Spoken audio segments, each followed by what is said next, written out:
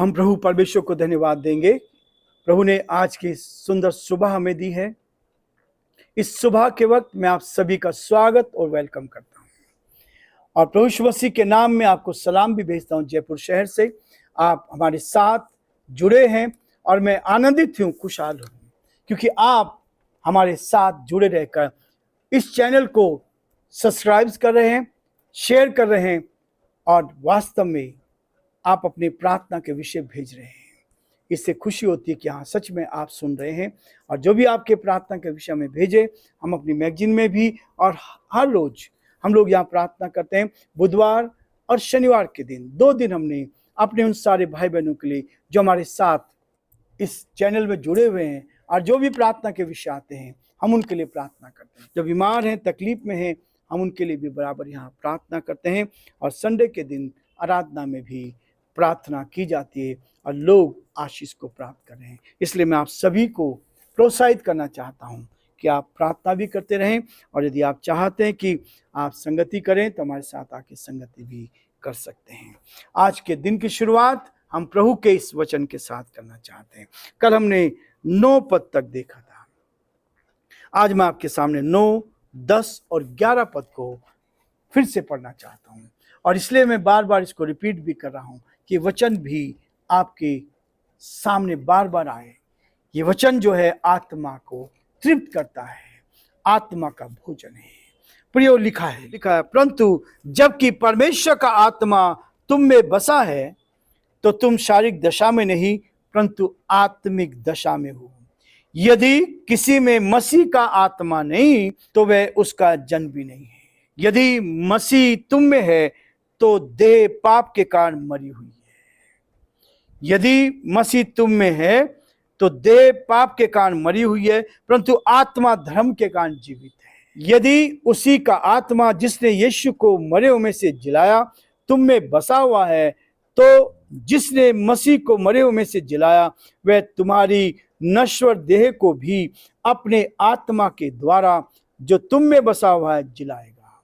परमेश्वर अपने इस वचन के पढ़े और सुने जाने पर आशीष दे। आमीन।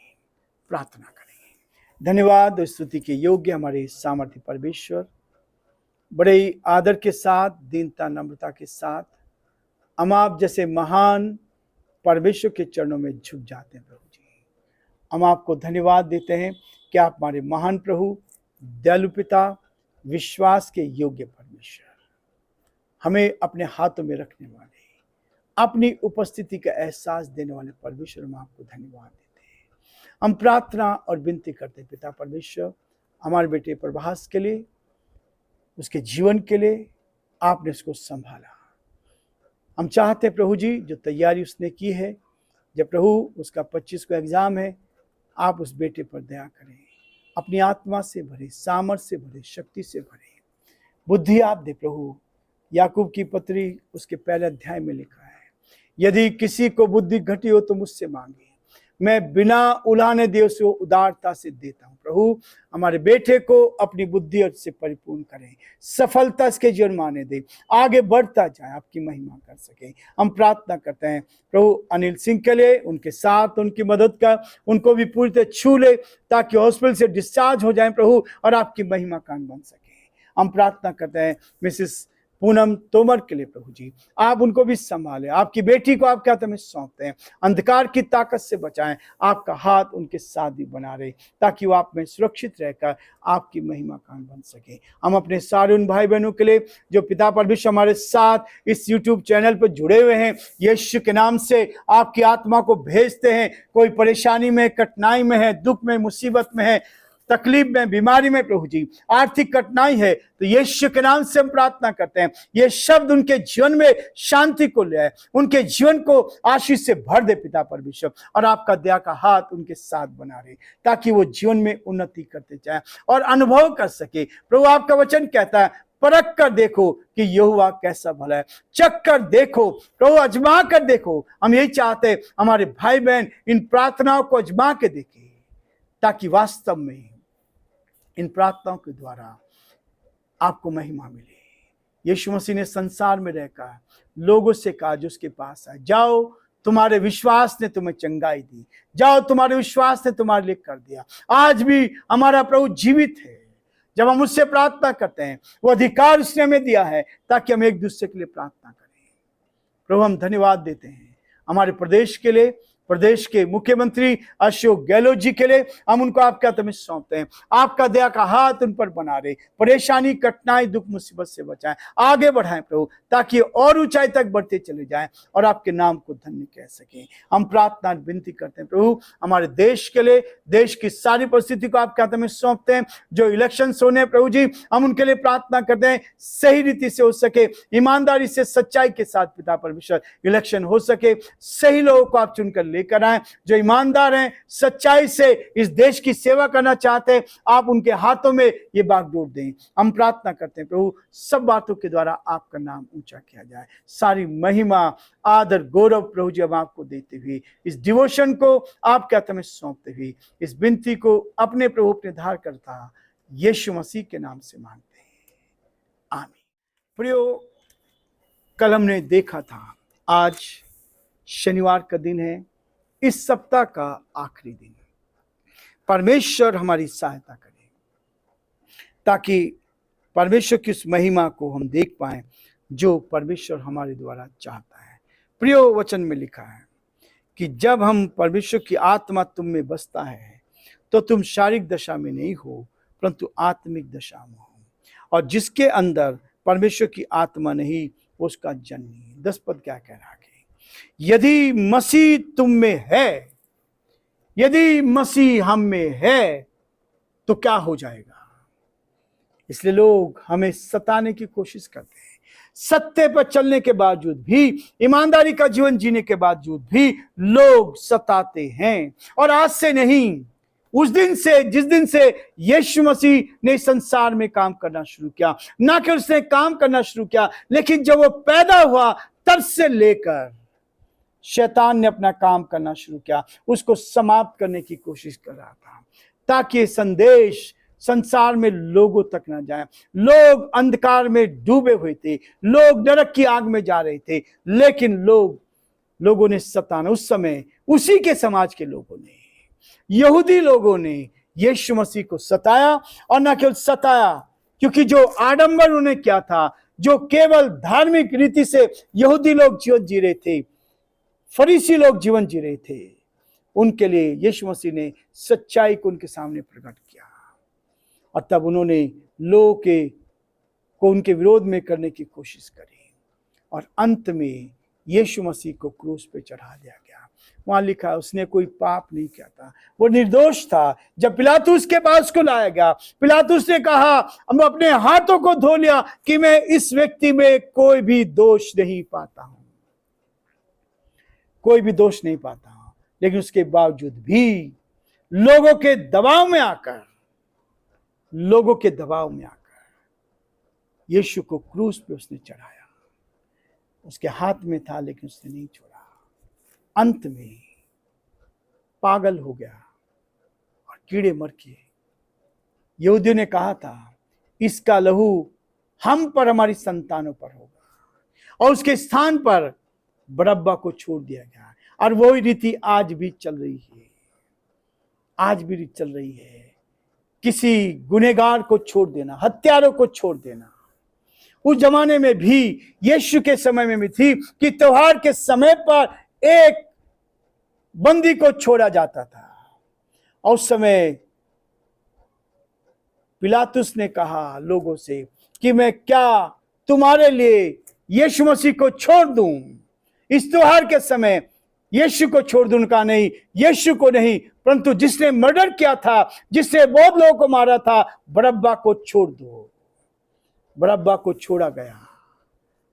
यीशु मसीह ने बरअब्बा के लिए भी अपने प्राण दिए। यही है उस गुनहगार के लिए भी। और आज भी रीति है, जैसा भी हमने सुना था, हमारे देश में भी है कि त्योहार के समय 15 अगस्त को या 26 जनवरी को ये किया जाता है कि किसी भी ऐसे व्यक्ति को जो जेल में है, कैद में है, और जिसका चरित्र ठीक है, उसको रिहा कर दिया जाता है। ये बाइबल कहती है। बाइबल के समय में भी ऐसा ही था। आज से 2022 साल पहले ये नियम बने हुए थे जो आज हमारा देश भी फॉलो कर रहा है। प्रियो, वो कहता है इस बात को, यदि मसीह तुम में है तो देह पाप के कारण मरी हुई है। यीशु मसीह आ गया तो देह क्या हो गई? मर गई। फिर देह की अभिलाषा नहीं, देह कहती है शराब पीना है, ये शरीर कहता है गुटखा खाना है, ये शरीर कहता है सिगरेट पीनी है, ये शरीर कहता है लालसा लेकर आता है, व्यभिचार करना है, गलत काम करना है, झूठ बोलना है, बेईमानी करनी है, ये सब चीजें ये शरीर कहता है। लेकिन यदि मसीह का आत्मा है तो देह मरी हुई है और तब हम इसकी इच्छाओं को पूरा नहीं कर सकते। इसलिए जब से मैंने मसीह को जाना 42 साल से, कभी शराब नहीं पी, कभी सिगरेट नहीं पी, कभी गुटखा नहीं खाया, कभी गलत काम नहीं किया। और यह है परमेश्वर ने जीवन में ऐसा काम किया, कभी किसी के लिए बुरा नहीं किया। इन हाथों ने कभी भी किसी के लिए गलत लिख के नहीं दिया है। जो सत्य है, किसी की मदद करनी है, इस हाथ ने ये कलम तभी चली है जब किसी की भलाई हो रही है। कभी किसी का बुरा नहीं किया, क्योंकि यीशु मसीह मुझ में है। यदि मसीह तुम में है, यदि मसीह तुम में है तो देह पाप के कारण मरी हुई है। फिर हम देह की लालसाओं को पूरा नहीं कर सकते, देह की लालसाओं को पूरा नहीं कर सकते। परंतु कहता है, परंतु आत्मा धर्म के कारण जीवित है। धार्मिक जीवन हमारा है प्रियो, उसके कारण हमारी आत्मा जीवित है। और जिसकी आत्मा जीवित है वो क्या है? उसका रिश्ता परमेश्वर के साथ है। आत्मा शुद्ध हो गई, पवित्र हो गई, उसके साथ हमारा रिश्ता बनता चला गया ताकि हम प्रभु की महिमा कर सके। इसलिए प्रियो कहता है, परंतु आत्मा धर्म के कारण जीवित है। यदि मसीह हम में है तो शरीर मरा हुआ है, पाप के कारण शरीर क्या हो चुका? मर गया है। देह पाप के कारण मरी हुई है, लेकिन वो कहता है परंतु आत्मा धर्म के कारण जीवित है। यही है संदेश, यही है संदेश। जब मैंने गुनाहों से तौबा की थी, पश्चाताप किया था, संडे का दिन था, चर्च के बाद मेरे गुरु मुझे अपने साथ लेकर गए और जब उन्होंने इस परमेश्वर के वचन में से बताया, यूहन्ना 3:16, कि परमेश्वर ने जगत से ऐसा प्रेम किया कि उसने अपना इकलौता पुत्र दे दिया ताकि जो कोई इस पर विश्वास करे वो नाश ना हो परंतु अनंत काल का जीवन पाए। मेरे हृदय में लालसा हो गई, मैं भी ये करना चाहता हूँ। और प्रियो, ईसाई परिवार में पैदा होने के बावजूद भी शांति नहीं थी। मुझे भी पश्चाताप करना पड़ा, गुनाहों से तौबा करनी पड़ी, यीशु मसीह के साथ रिश्ता बनाना पड़ा। पहले मैं इसको पढ़ता था शारीरिक दृष्टि से, अब इसको पढ़ता हूँ आत्मिक दृष्टि से। अब इसको पढ़ रहा हूं तो मेरी आत्मा तृप्त होती है। रोज भोजन की आवश्यकता होती है, रोज इस भोजन को लेता हूं और मेरी आत्मा तृप्त होकर मजबूत होती है। जैसा मेरा शरीर बढ़ रहा है वैसे मेरी आत्मा भी इस भोजन से बढ़ती है। प्रियो, ये भोजन जो है ये किसका भोजन है? ये आत्मा का भोजन है। क्योंकि शरीर तो पाप के कारण, ये देह पाप के कारण मर चुकी है, लेकिन आत्मा धर्म के कारण जीवित है। आज मैं यहीं समाप्त करूंगा। सोमवार के दिन हम फिर से आगे बढ़ेंगे ताकि नए सप्ताह में नई बातों को लेकर परमेश्वर की महिमा कर सके। प्रभु आप सबको बहुत आशीष दे। और कल जब रविवार है तो प्रभु आपको आशीष दे। और यदि आप कहीं नहीं जा रहे हैं तो रविवार को संडे की छुट्टी होती है, इसलिए कि आप चर्च में जाएं, किसी भी चर्च में, कहीं भी आपको आपके आसपास चर्च हैं तो आप वहाँ जा सकते हैं और परमेश्वर की आशीष को प्राप्त कर सकते हैं। मैं 3 बातें बताना चाहूँगा। 3 बातें होती है जब संडे के दिन चर्च में जाते हैं।